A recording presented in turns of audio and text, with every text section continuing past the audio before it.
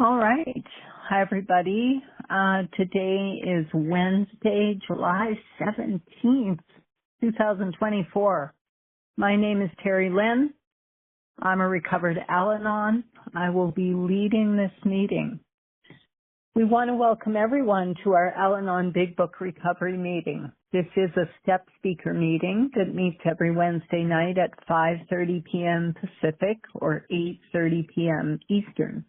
We will study the 12 steps by using the precise instructions out of the Big Book of Alcoholics Anonymous as they relate to us as Al-Anons. Let's get our meeting started. This is the original AA preamble written by the AA Grapevine describing the fellowship in 1940. We study the preamble with an open mind and an open heart to consider how it applies to Al-Anon. This helps us to stay focused on the message of recovery the pioneers intended while observing the traditions in action. Through the actions taken on the instructions of the basic text, we comprehend what the pioneers meant when they described the membership of AA, which is that they worked a program of recovery and they no longer drank. And in our case as Al-Anons, we no longer obsessed over the alcoholic. Through continuous action and study of these principles, the understanding of the value of the original preamble reveals itself. We ask for your humble consideration of our sincere admiration of the pioneers of Alcoholics Anonymous. The simple hope is that we of Al-Anon will grow into the same clarity and unity that birthed the original 12-step fellowship, because without them, after all, none of us would be here. So this is the original AA preamble. We are gathered here because we are faced with the fact that we are powerless over alcohol and unable to do anything about it without the help of a power greater than ourselves. We feel that each person's religious views, if any, are his own affair. The simple purpose of the program of Alcoholics Anonymous is to show what may be done to enlist the aid of a power greater than ourselves, regardless of what our individual conception of that power may be. In order to form the habit of depending upon and referring all we do to that power, we must at first apply ourselves with some diligence. By often repeating these acts, they become habitual, and the help rendered becomes natural to us. We have come to know that as alcoholics, we suffer from a serious disease for which medicine has no cure. Our condition may be the result of an allergy, which makes us different from other people. It has never been permanently cured by any treatment with which we are familiar. The only relief we have to offer is absolute abstinence, the second meaning of AA. There are no dues or fees. The only requirement for membership is a desire to stop drinking. Each member squares his debt by helping others to recover. An Alcoholics Anonymous member is an alcoholic who, through the application of and adherence to the any and all alcoholic beverages in any form. The moment he takes so much as one drop of beer, wine, spirits, or any other liquid containing alcohol, he automatically loses all status as a member of Alcoholics Anonymous. AA is not interested in sobering up drunks who are not sincere in their desire to stay sober for all time. Not being reformers, we offer our experience only to those who want it. We have a way out on which we can absolutely agree and on which we can join in harmonious action. Rarely have we seen a person fail who has thoroughly followed our program. Those who do not recover are people who will not or simply cannot give themselves to this simple program. Now, you may like our program or you may not, but the simple fact remains that it works, and we believe is our only chance to recover. There is a vast amount of fun included in the AA fellowship. Some people might be shocked at our seemingly worldliness and levity, but just underneath there lies a deadly earnestness and a full realization that we must put first things first. And with each of us, the first thing is the solution to our alcoholic problem. To drink is to die. Faith must work 24 hours a day in and through us, or we perish. In order to set the tone for this meeting, I ask that we bow our heads in a few moments of silent prayer and meditation, followed by the serenity prayer.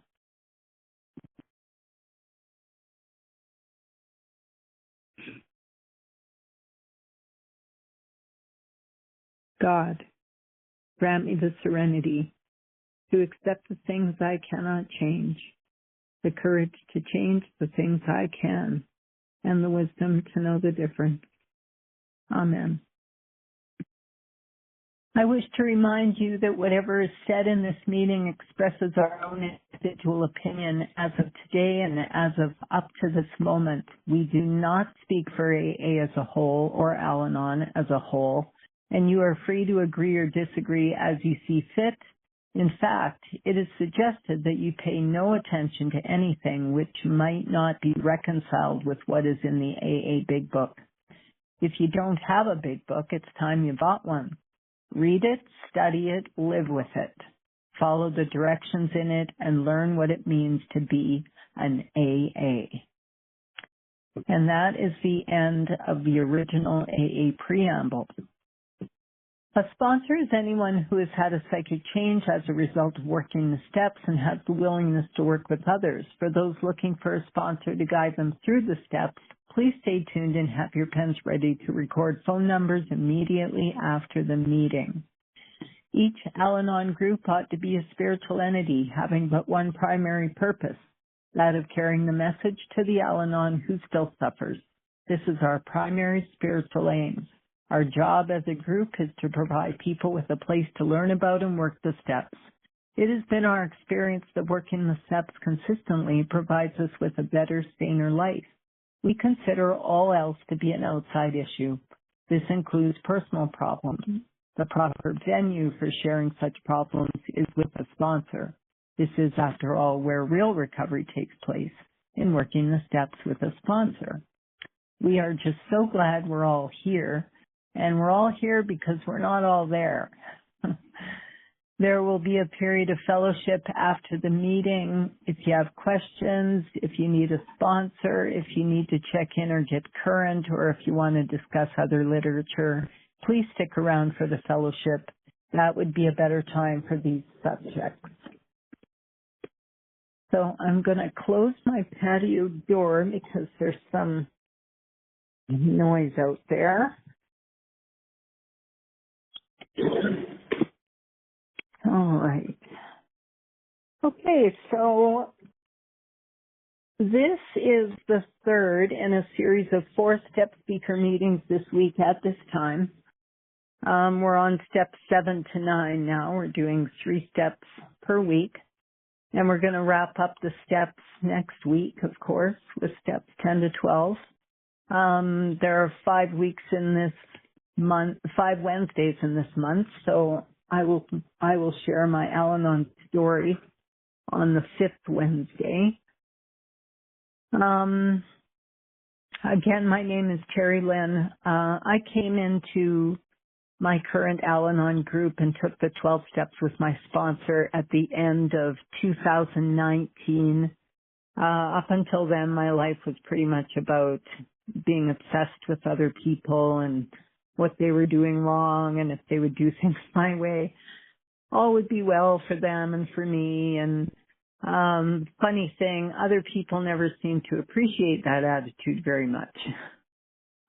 Seriously, it's not much fun to live a life with that attitude, and it's even less fun for the people around a person that thinks that way and behaves that way. In my case, I didn't just think in that obsessive way around alcoholics. Anybody was fair game.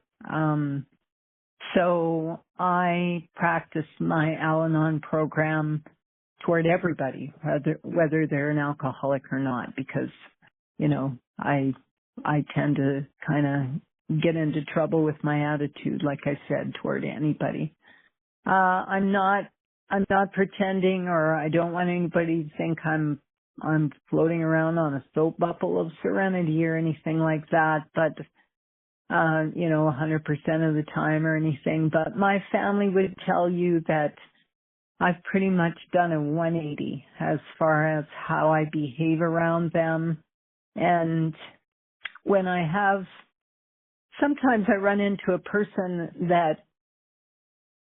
who had never met me back then, like people in my local area here, where it seems to me it would be useful for me to tell them my story, because it seems to me that, my story might be useful to them. And when I tell them what I used to be like before I took the steps, they don't believe me, because, well, they just don't believe me.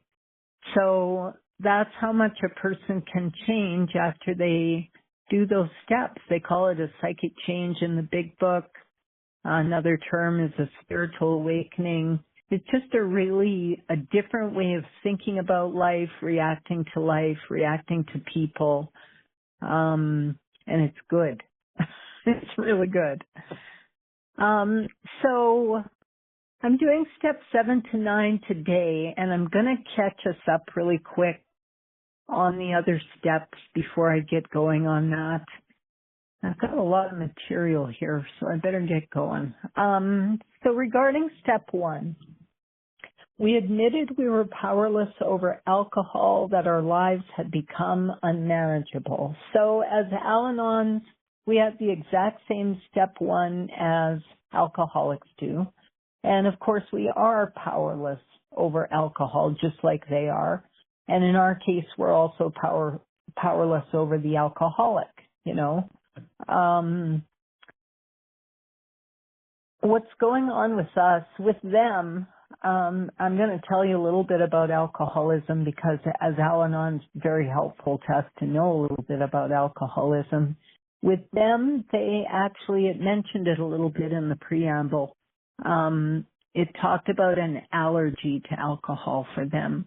What they mean by that is once an alcoholic takes a drink, their metabolic makeup is not normal.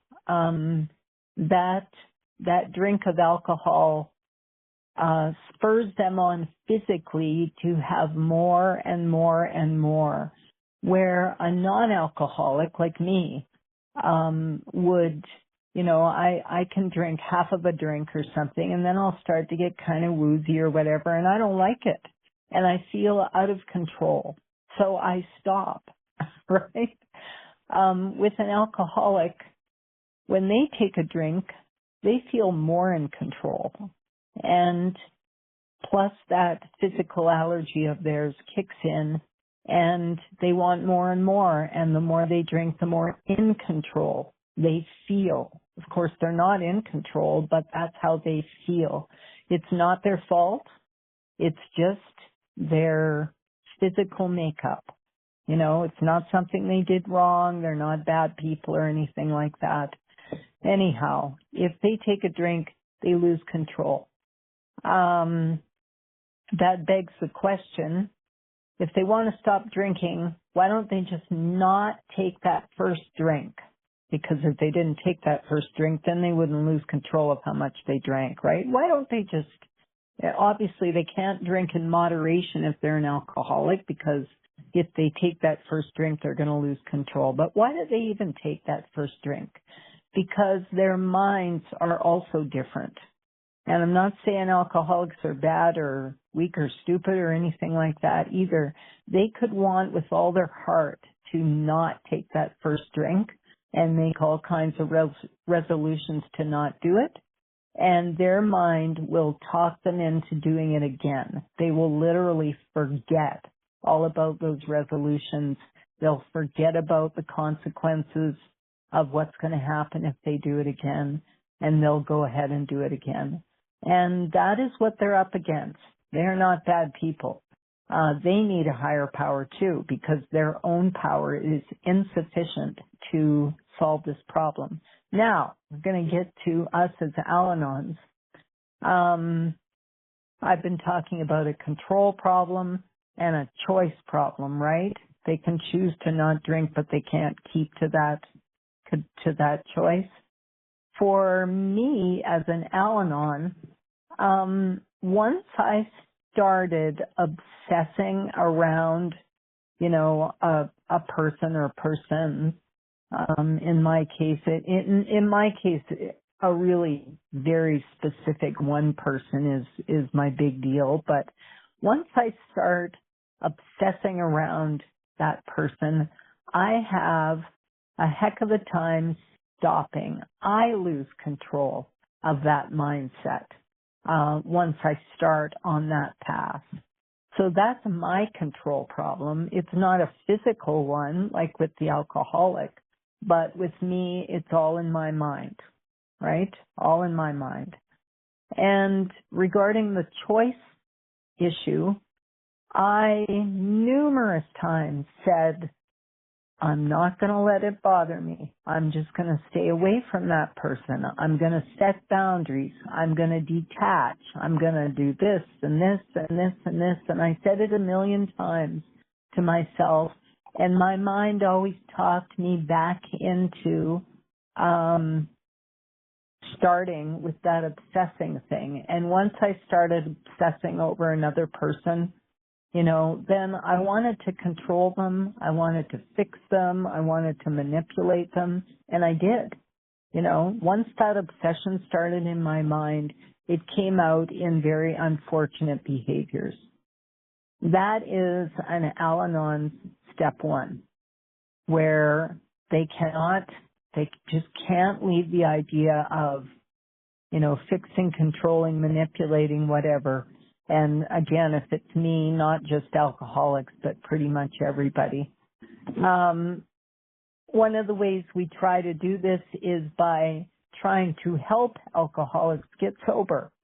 And we learn from studying the big book that only another alcoholic can help an alcoholic. So all our effort, no matter how inspired, no matter how dedicated, whatever they are, we're never going to be able to help them stop drinking. We can take them to meetings. We can take them to rehab centers. We can try to talk sense into them, whatever. All of that is wasted energy. And, we're really trying to arrange somebody else's life when we do that. And that's not very respectful. Somebody else's life is theirs to live. And really, they have their own higher power, right? So for us to try to interfere with their path in life is not cool, right? Okay, so I'm going to go on to step 2. Came to believe a power greater than ourselves could restore us to sanity. So there's a simple question in the big book on page 47. Do I now believe, or am I even willing to believe, there's a power greater than myself? So let's think about that question. If I walked up to a stranger in the street and just said, do you believe there's a power greater than yourself? Not very many people are going to say no to that. That's all this program is asking of us, is just the idea that maybe there's something more powerful than I am. And if a person has just gone through step 1 with their sponsor and has learned how abnormal their own mind is when it comes to how they think about other people, then that step 2 is not a big reach, because obviously, our own power is insufficient. And plus, we've had a chance to talk to a sponsor who, like if I were to tell you my story, you'd be able to hear that I used to be a crazy lady, and then you would hear that now I'm not, because I would tell you what my life is like now. So you would maybe think, oh, well, it's this higher power idea is working for her, so maybe it'll work for me. So that's really, that step 2 thing is not complicated. Just an inkling there might be something more powerful than me. Okay. Step 3, made a decision to turn our will and our lives over to the care of God as we understood Him. Wow, that sounds super heavy. I may have said this I don't know, in last week's or even the week before's talk, but when I used to look at this step, and I first went to 12-step in the early 90s, and I completely missed the word decision made a decision to turn our will and our lives over. I missed that, and I'm a word girl, so to have missed that's kind of silly, but we're not actually turning our will and our lives over to God in step 3. If we were, it would be a 3-step program, right? We wouldn't need the rest of the steps. So that decision, the only thing that's about, my sponsor taught me, is all it is saying, yep, I'm going to go ahead and carry on with the steps. I'm going to follow my sponsor's instructions. I'm going to go to any lengths. I'm going to be really serious about this thing. And, yeah. Okay. So step 4 is made a searching and fearless moral inventory of myself. So we talked about this last week. In the big book, it talks about resentments, fears, and harms done to others with whom we've had intimate relationships. Sex conduct it talks about, but it's not talking about crazy sex conduct. It's talking about how we treat other people in our intimate relationships. The instructions on how to do a 4th step in the big book are so incredibly clear. They're just so awesomely clear. I know that in the past I did 4th steps in Al-Anon where they were so incredibly diverse as to not be helpful at all, because they were just anyways. These instructions are very clear, to the point, and they get us to where we need to be. And where we need to be with the 4th step is to start seeing how we've been contributing to these resentments, fears, and, how we've been treating other people. And I really super duper want to quickly talk about some prayers in the 4th step section. Last week I talked about the sick man's prayer, where if somebody's making us mad, we just say, God, how can I be helpful to this person? Save me from being angry. Thy will be done. Right? That's in the resentment instructions section of the 4th step instructions. In the fear instructions, when we're going to do our inventory on fear, there's a fear prayer. God, remove my fear and direct my attention to what you would have me be. And so we can say that any time throughout the day, whenever we're feeling kind of nervous about something. God, direct my attention to what you would have me be. And I always think God would have me be useful. And if I'm all wrapped up in fear and worrying about the future, I'm not going to be very useful in the present, right? And in the sex conduct section, there are 3 fantastic prayers that I would like to mention. On page 69, there is, God, help me mold my ideals and help me live up to them. Mold my ideals, meaning, how should I treat people? What are my ideals, God, right? And help me live up to them. Once I've identified my ideals, help me live up to them. I'm going to ask him for help with that, because on my own power, I can make all the resolutions in the whole wide world to be polite to people and be respectful and be gracious and do all that good stuff, but I can't keep to it because I just have an Al-Anon brain, right? Another prayer in this section is, God, what should I do about each specific matter? So when I come to something that I'm not sure what I should do about it, God, what should I do about this specific matter? So these are all-purpose prayers, right? That we can use for anything. And my favorite prayer in the book On page 70, in the middle of the page, it says, we earnestly pray for the right ideal, for guidance in each questionable situation, for sanity, and for the strength to do the right thing. So, it's kind of a quadruple whammy, this one. God, I earnestly pray for the right ideal. Like, how should I conduct myself, right? For guidance in each questionable situation. That's really the last two prayers. So a questionable situation comes along, I ask God what I should do. It says I'm going to pray for sanity, and what they mean here by sanity is, how am I going to behave like a normal person in this situation, God? Like, not like a crazy woman, right? And then the last part is for the strength to do the right thing. So when I pray this prayer, I almost always, well, not almost, I always get an answer from God about what I should do.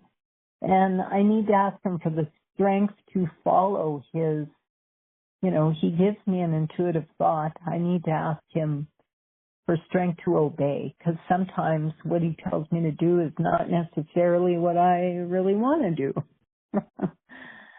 So I better get going here. Step 5, admitted to God, to ourselves, and to another human being the exact nature of our wrongs. So this is where this inventory that I've done, I'm going to be giving this inventory to my sponsor in an organized fashion, okay?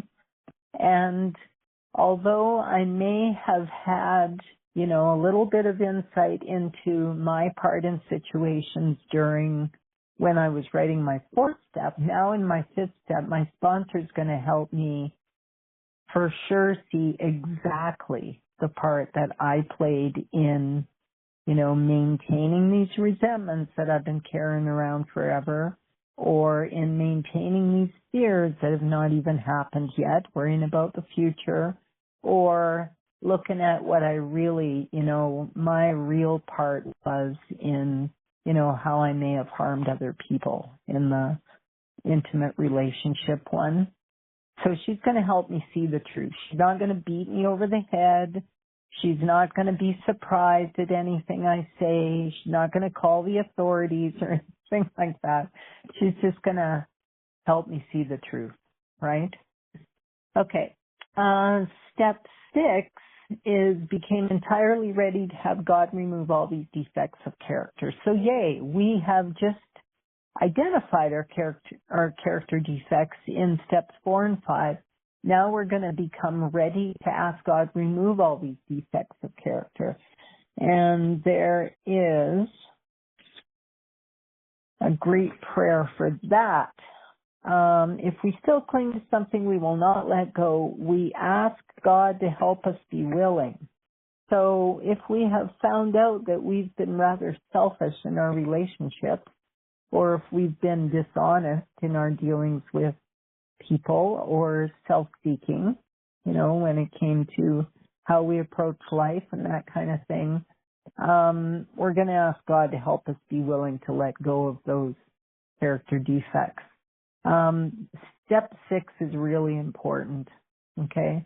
Step 6 is the one where we decide we want to know from here on out when we're being selfish or dishonest or fearful or whatever. We want God to show us now. We don't want to carry on through life the way we were before, thinking that we were the victim and everybody was being mean to us and we were right and they were wrong. And we're going to start seeing the truth. We're going to ask God to help us see the truth. Okay?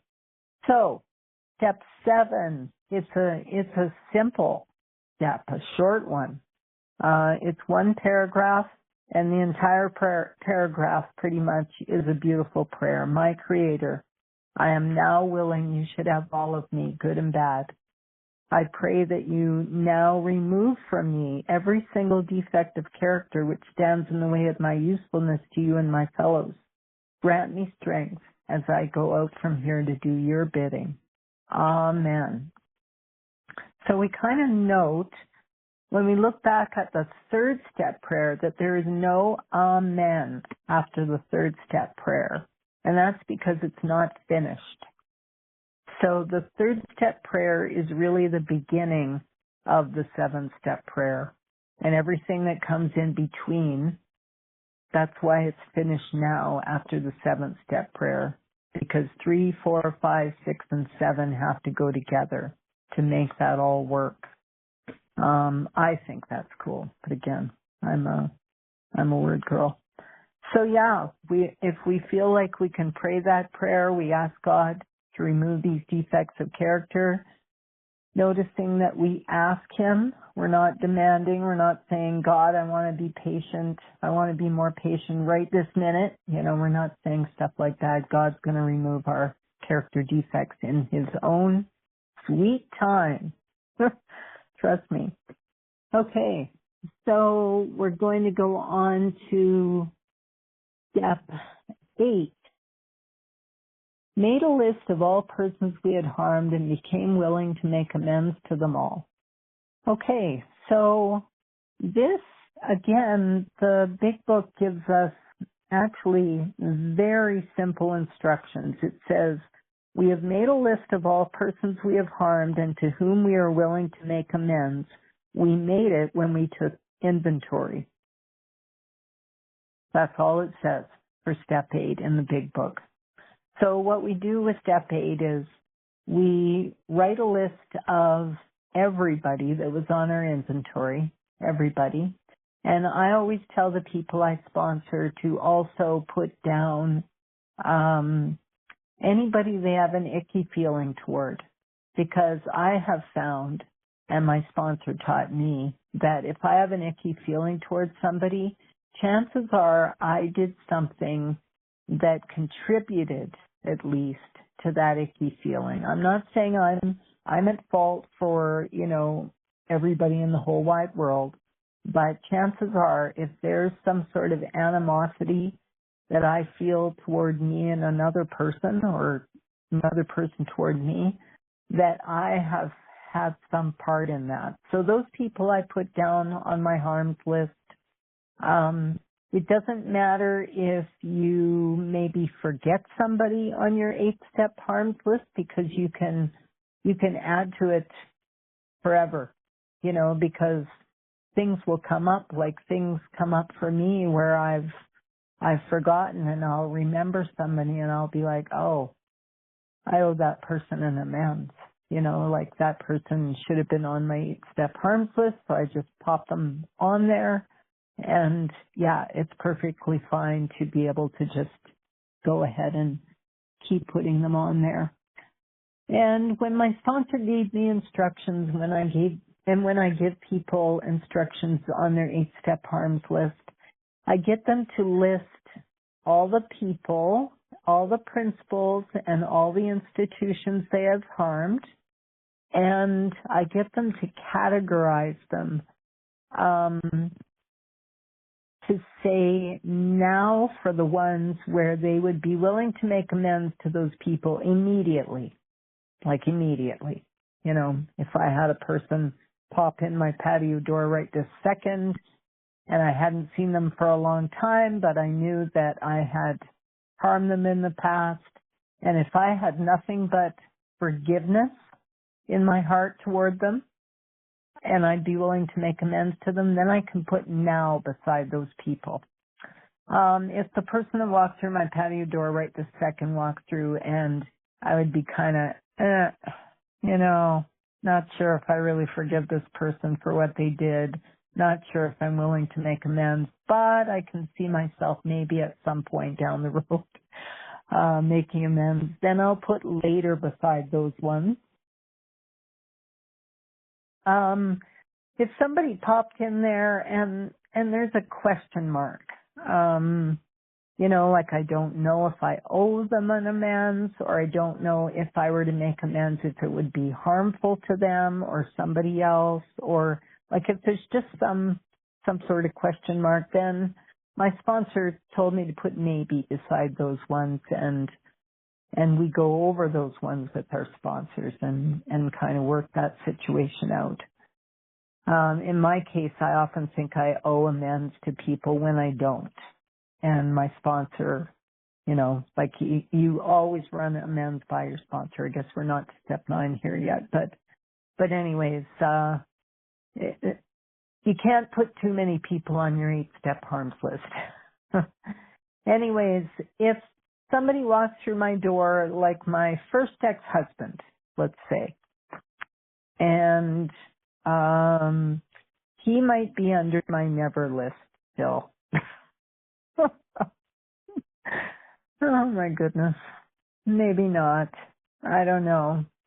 But if somebody were to walk through the door and you could not imagine yourself ever wanting to make amends to that person, you put never beside those people.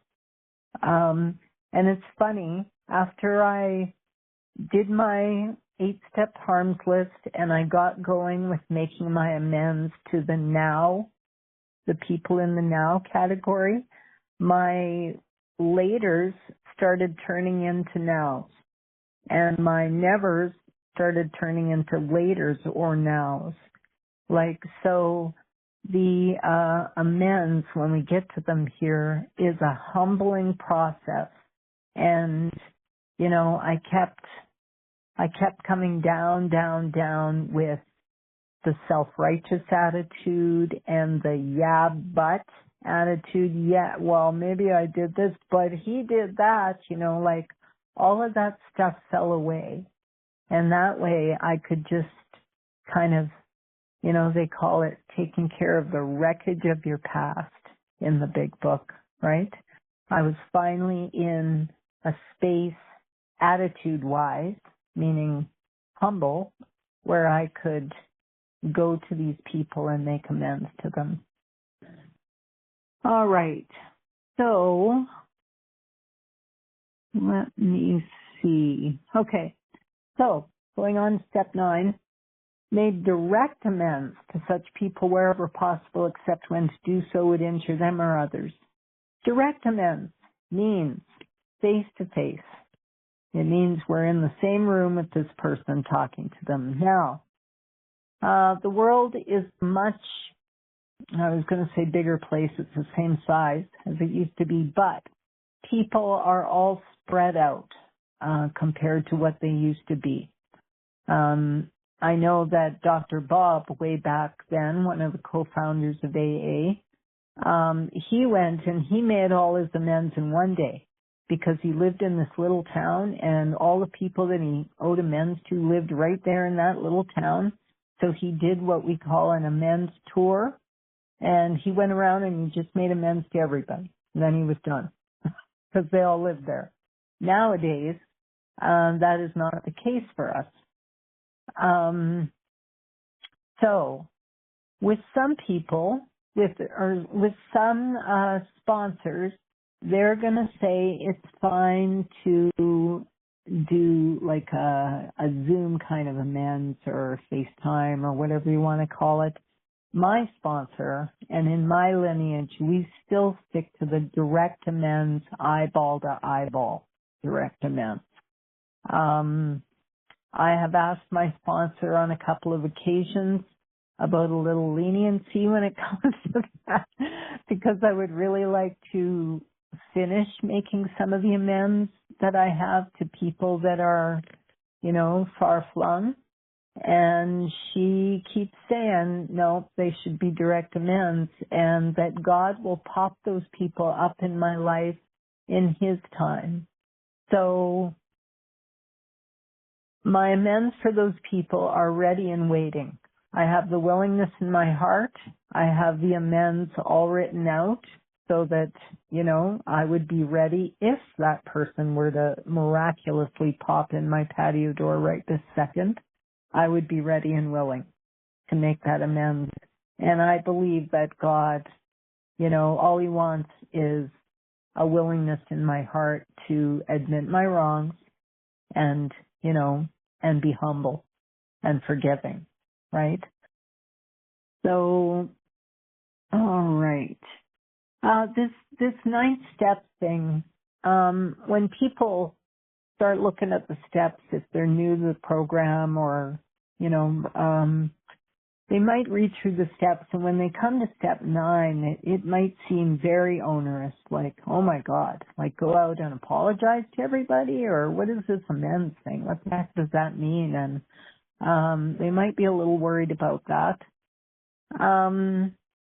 What they forget, or what they don't know in the first place, is that the 9th step, of course, is preceded by 8 other steps, right? And the steps build upon each other, and they give us humility, and they give us courage and know-how, and we have a sponsor to help us. Like we have power behind us by the time we get to step 9. We're not all by ourselves. We're not trying to figure it out. We've got instructions from the big book on what to do, and we have help from our sponsor. So, and from God, of course, or from whoever our higher power is. So, if some of the steps, like steps 4 and 5 and 9 and perhaps 12 and whatever, seem really scary, we never forget that this step process is all about connecting to a higher power and, deepening that connection over time. And by the time we get to step 9 here, we've got a connection going already. At step 3, we've got a connection going because we've made a decision to carry on. So, all right. So, what else do I want to say here? So on page 76, it says, we subjected ourselves to a drastic self-appraisal. That was step 4. Now we go out to our fellows and repair the damage done in the past. We attempt to sweep away the debris which has accumulated out of our effort to live on self-will and run the show ourselves. So that's what we're doing when we do our 9th step amends. We go around and try to, clean things up, repair the damage as best we can. We cannot change the past, of course. We can't go presto changeo and take things back that we did, but I will tell you what a real amends looks like here in a minute. There's a prayer here. It says, if we haven't the will to do this, we ask until it comes. Wherever it says we ask or we said or that kind of thing in the big book, it's talking about a prayer. So this is one of the 9th step prayers. And, it's saying if we don't have the willingness to go ahead and do 9th step amends, we're going to ask God for help with that. Because, I have found that when people have trouble with any of the steps, not just step 9, but any of the steps, it means they actually have a problem with step 1. Because if we dial it back to step 1 and we realize that we're absolutely powerless, and if we want to stop living that crazy way, deep in obsession, then we're just going to follow these simple instructions, right? Okay, so what else do I want to say here? There's a lot of material on step 9 in the big book. Everything between pages 76 and 84 is all about step 9. And it gives us a whole bunch of different scenarios, like if we have stolen money or if we owe money to somebody. It gives us examples on how we can make amends in that kind of situation. It gives us examples if we have a legal problem, if we have, done something illegal, what we can do about that. It gives us a lot of different scenarios in here. Family matters, it talks about that. I'm just looking through here. Domestic issues, like, between husbands and wives or ex-husbands and ex-wives and that kind of thing. So it's going to give us a lot, and it also tells us a lot of information about the manner in which our amends should be made and what they should consist of. And I have a little list here that I really love to remind me of that. Do I have it? Amends instructions. There we go. So it says on page 83, we clean house with family, asking each morning in meditation that our Creator show us the way of patience, tolerance, kindliness, and love. How could we not, have a better life if we pray every morning to show, other people patience, tolerance, kindliness, and love, right? So that's one way we're supposed to make amends. It says we should have a helpful and forgiving spirit. Our manner should be calm, frank, and open. We should be sensible, tactful, considerate, and humble without being servile or scraping. So it tells us what our manner how we should conduct ourselves when we make amends. We shouldn't be, beating ourselves up. We shouldn't be calling ourselves names or anything like that. All of that tells us what our manner should be. Okay, it tells us we should confess our former ill feeling. So what that means is we should say what we did wrong in a concise manner. We're going to say what we did. That's the first part. Then we're going to express our regret. Those two things it tells us on page 77. We're going to say what we did wrong, then we're going to express regret. And by the way, we write out all of these amends and we always run them by our sponsors. Okay? So we're going to say what we did wrong, we're going to express regret, and then we're going to tell the person we're making amends to what our character defects were. So, like if I were making amends to somebody, I would say, well, I did fill in the blank, whatever it is, and I regret it. It was selfish, inconsiderate, dishonest, fearful, and self-seeking, and I'm sorry. And then at the end, I would say to that person, what can I do to make it right?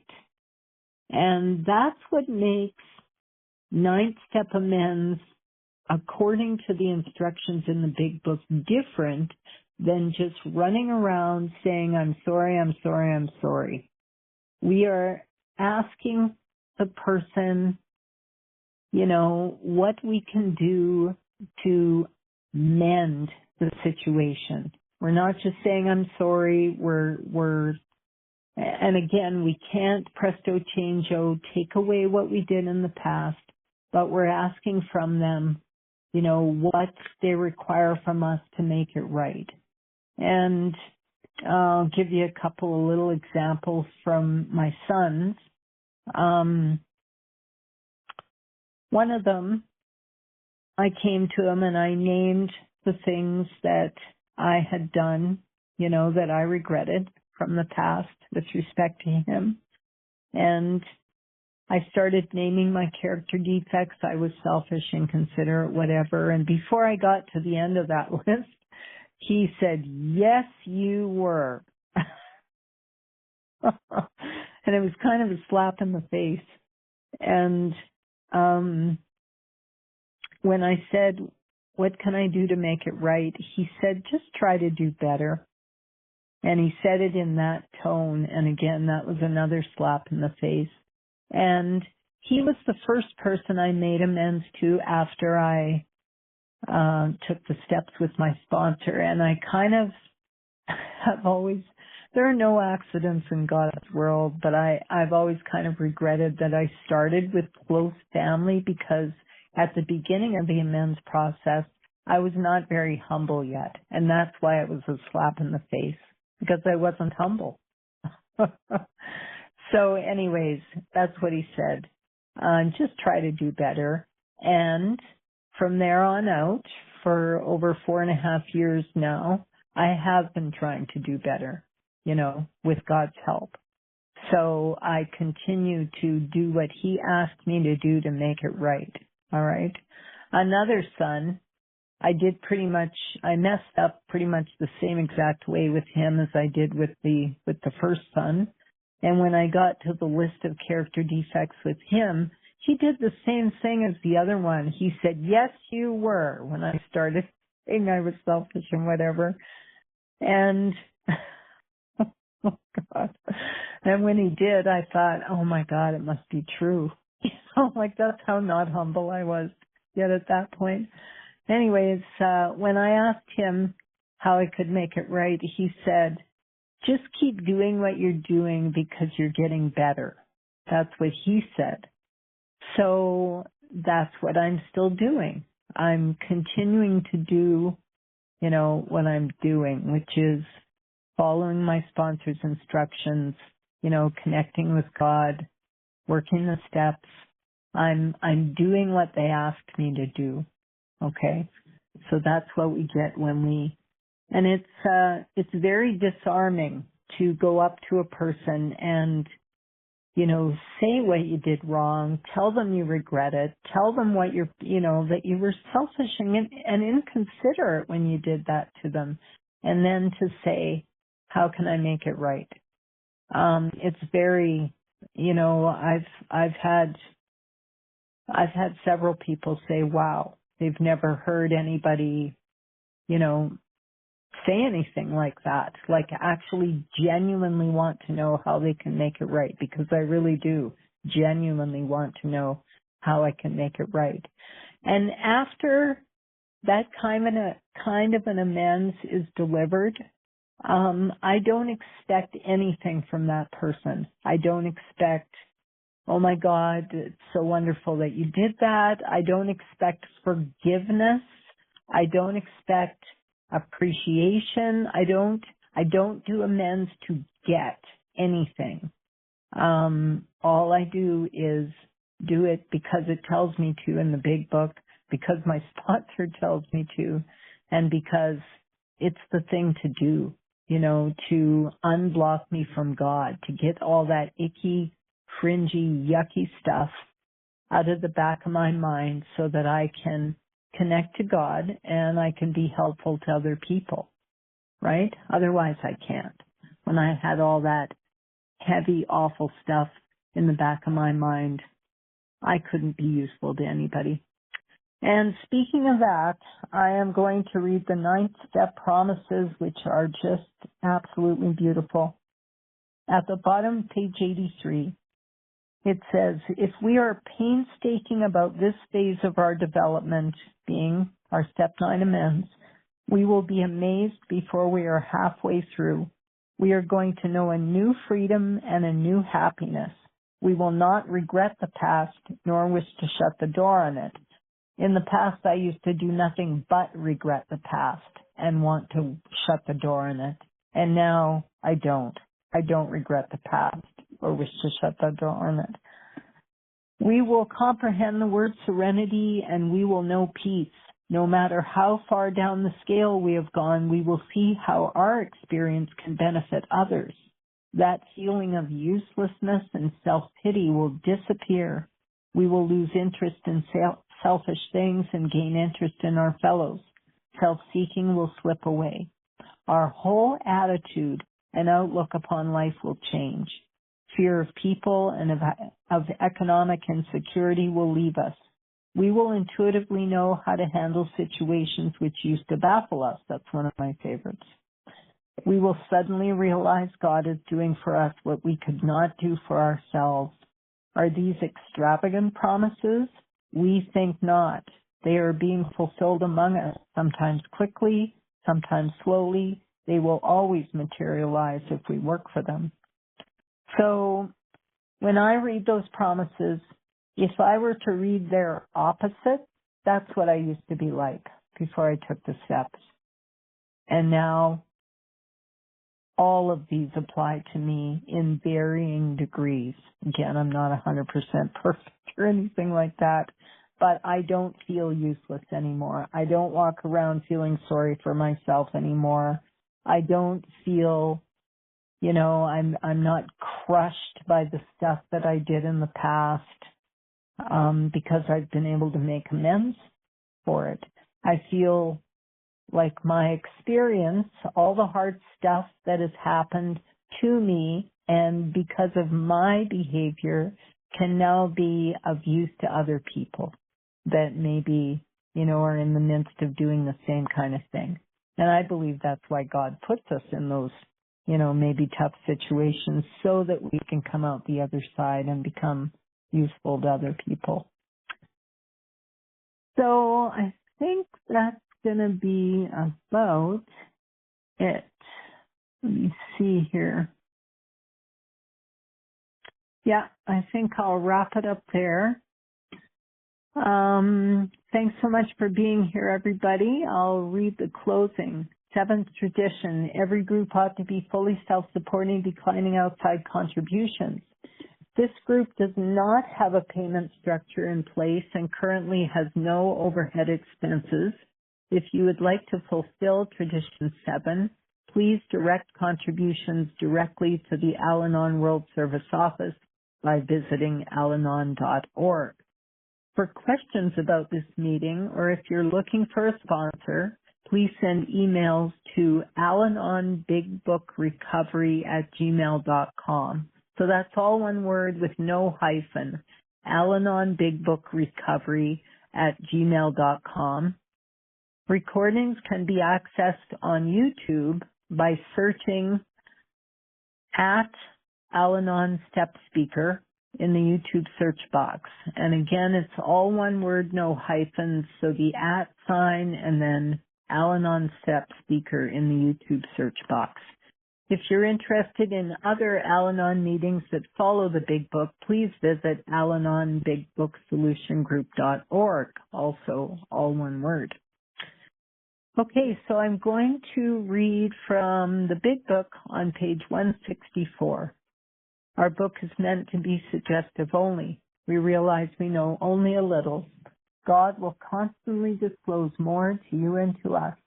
Ask Him in your morning meditation what you can do each day for the man who is still sick.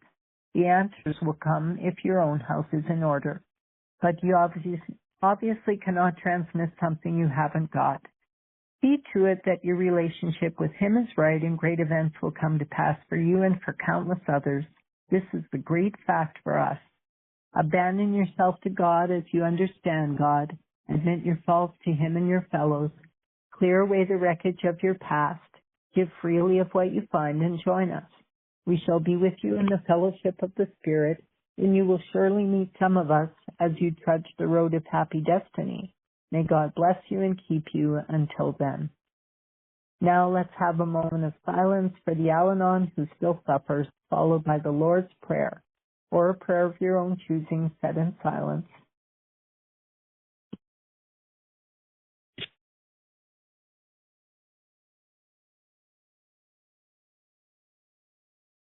Our Father, who art in heaven, hallowed be thy name. Thy kingdom come, thy will be done on earth as it is in heaven.